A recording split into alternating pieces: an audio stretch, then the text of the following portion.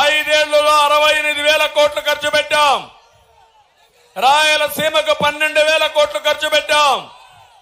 జగన్ 5 ఏళ్లలో 2,000 కోట్లు కూడా ఖర్చు పెట్టలా. సాక్షికి ఇచ్చిన డబ్బులు కూడా ఈ రైతుల పైన ఖర్చు పెట్టలేని దుర్మార్గుడు ఈ జగన్మోహన్ రెడ్డి.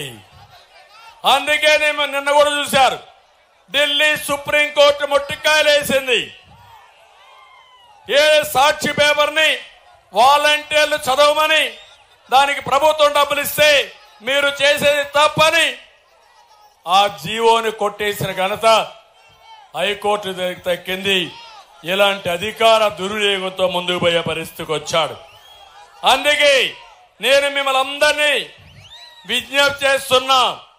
అనంతపురంలో 14 అసెంబ్లీలు ఉన్నాయి, 2 పార్లమెంట్లు ఉన్నాయి.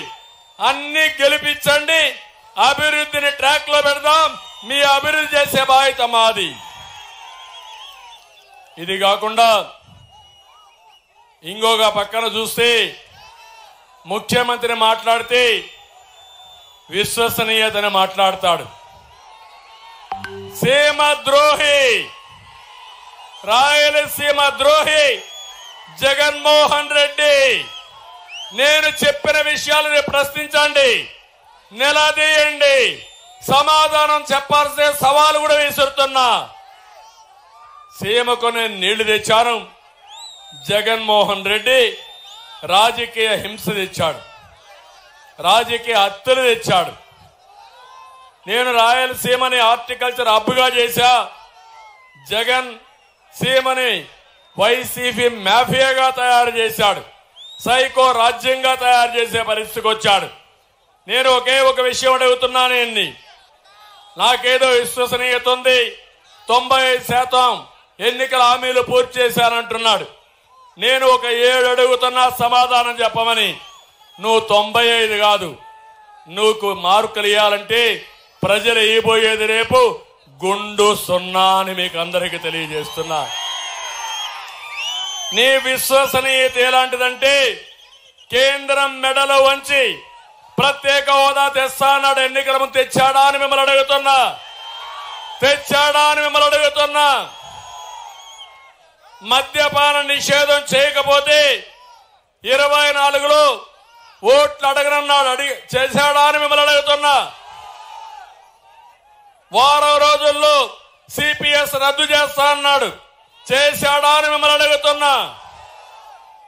ప్రతి ఏటా జాబ్ క్యాలెండర్ ఇస్తా అన్నాడు, ఇచ్చాడా అని మిమ్మల్ని అడుగుతున్నా. ఏ ఒక్కరికైనా ఒక ఉద్యోగం వచ్చిందా అని మిమ్మల్ని అడుగుతున్నా. ప్రతి ఒక్క సంవత్సరం మెగా డిఎస్సి అన్నాడు, ఇచ్చాడా అని మిమ్మల్ని అడుగుతున్నా. కరెంటు ఛార్జీలు పూర్తిగా తగ్గిస్తా అన్నాడు, చేశాడా తమ్ముళ్ళు అంటున్నా. తగ్గించాడా పెంచాడా? తగ్గించాడా పెంచాడా?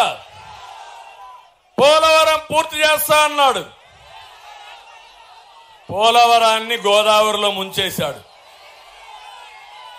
మళ్ళీ హామీ ఇస్తున్నా, గోదావరి నీళ్లు రాయలసీమకు తీసుకొచ్చే బాధ్యత తెలుగుదేశం ఎన్డీఏ తీసుకుంటాం. ప్రతి ఎకరాకు నీళ్లు ఇస్తాం, ఇది మా బాధ్యత. ఇదే కాదు, సంపద సృష్టించడం తెలిసిన పార్టీ తెలుగుదేశం పార్టీ. నీరొస్తే పరిశ్రమలు వస్తాయి, నీరిస్తే హార్టికల్చర్ పంటలు వస్తాయి, పంటలు పండితే రైతాంగానికి ఆదాయం వస్తుంది, ఆదాయం వస్తే మీ ఆస్తుల విలువ పెరుగుతుంది. అది సంపద సృష్టించే మార్గం. దీనివల్ల ప్రభుత్వానికి ఆదాయం పెరుగుతుంది. ఆ ఆదాయం మీకు సంక్షేమ కార్యక్రమాలు పెట్టడానికి వెసులుబాటు వస్తుంది. అందుకే నేను చెప్తున్నాను, మళ్ళీ మీ అందరికీ హామీ ఇస్తున్నా. నేనేదో విమర్శించడమే కాదు, ఏమి చేయబోతామో చెప్పడానికి ఇక్కడికి వచ్చా. మా ఆడబిడ్డలకి ఆడబిడ్డ నిధి ప్రతి నెలకు 15,000 రూపాయలు ఇస్తాం. ఇద్దరుంటే 3,000 కుటుంబంలో, ముగ్గురుంటే 4,500, నలుగురుంటే 6,000. ఆంక్షలు ఉండవు, అందరికి ఇచ్చే బాధ్యత తెలుగుదేశం పార్టీది. రెండోది తల్లికి వందనం. ఇద్దరికి ఇస్తాన్నాడు, ఇచ్చాడా అని మిమ్మల్ని అడుగుతున్నా. మోసం చేశాడా లేదని అడుగుతున్నా. అందుకే చెప్తున్నా, ఒకరుంటే 15,000, ఇద్దరుంటే 30,000, ముగ్గురుంటే 45,000, నలుగురుంటే 60,000 కూడా ఇస్తా. ఓపికంటే జనాభాను పెంచండి. జనాభా మన సంపద,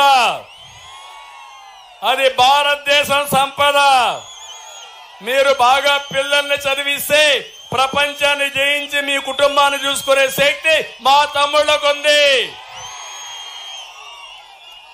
మూడోది దీపం. నేనే పెట్టా దీపం.